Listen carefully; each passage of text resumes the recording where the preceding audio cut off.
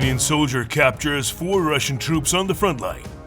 A soldier from Ukraine's 3rd Separate Assault Brigade single-handedly captured 4 Russian troops in one of the most active frontline sectors. The brigade reported the rifleman, call sign Marik, serves in the 2nd Assault Battalion, 3rd Manticore Platoon. He described how he managed to get the Russian soldiers to lay down their arms.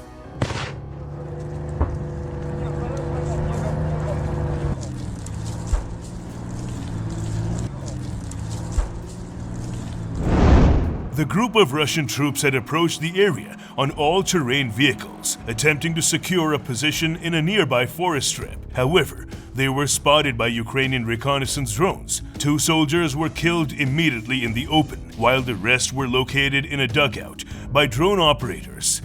As the surviving Russian troops tried to move forward, Marik approached them alone. "There are many of us here. Surrender," he shouted, confronting the enemy while drone strikes continued in the background.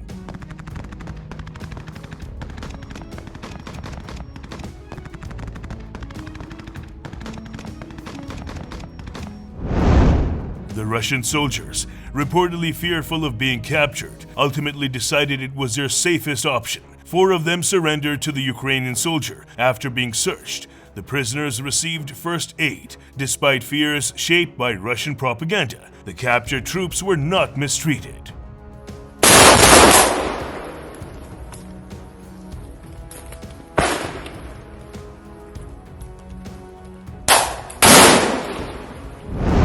The operation highlighted coordination between ground forces and drone units, a key aspect of Ukraine's current battlefield tactics. Similar incidents have occurred in recent months. In one case, 2 paratroopers from Ukraine's 79th Separate Assault Brigade captured 14 Russian soldiers from the 91st Regiment during an assault. The Russians initially believed they had come under fire from their own side. Realizing they were facing Ukrainian forces, they surrendered without resistance.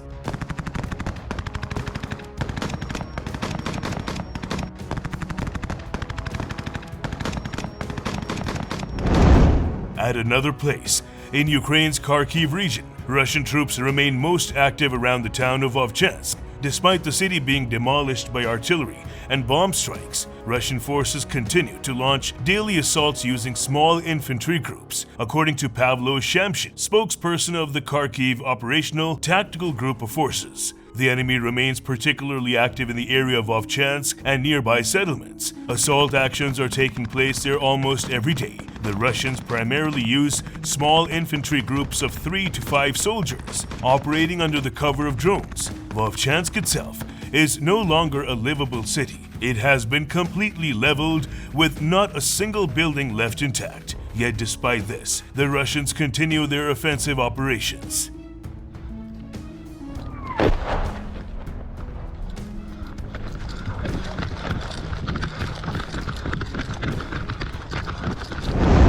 Ukrainian troops continue to hold positions on the northern bank of the Vovcha River, particularly near the local engineering plant.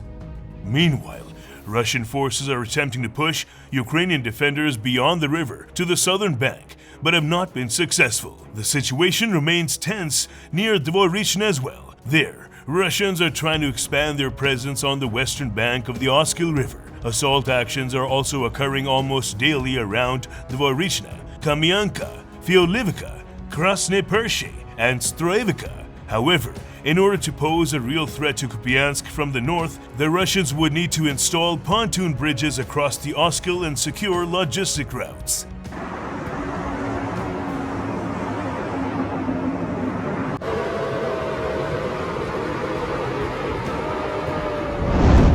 Russian forces have also intensified their efforts in the Lipsy direction, trying to recapture lost ground in the forest area known to Russian troops as the Berlin Forest. In the sector of the front, Shamshin added, Russian forces are hardly using armored or light vehicles, as they get quickly destroyed by Ukrainian fire.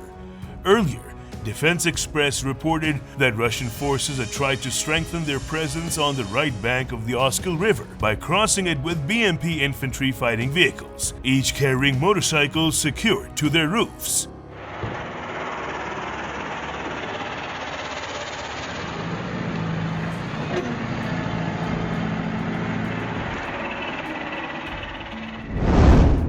Meanwhile, Ukrainian border guard pilots from the Phoenix unit have successfully carried out a series of precision strikes against Russian forces in the Kharkiv region. The operations targeted critical enemy logistics and armored assets, resulting in significant losses for the invading forces. Among the most notable confirmed kills was the destruction of Russian TOS-1A Solent Sepyok heavy flamethrower system known for its devastating thermobaric capabilities. These strikes are part of a broader Ukrainian effort to degrade Russian supply lines and battlefield maneuverability in the Kharkiv region, where combat intensity has escalated in recent weeks. Выстрел! Выстрел! Выстрел! At least 10 Russian soldiers were neutralized during the operations, further weakening enemy positions. The strikes were likely coordinated with real-time reconnaissance, enabling pilots to engage targets with precision and minimal exposure to counterattacks. As Defense Express previously reported, the Nemesis 412th Regiment continues to play a key role in disrupting Russian military operations through targeted drone strikes. Operating around the clock, the unit focuses on degrading Russia's logistics and firepower along active front lines.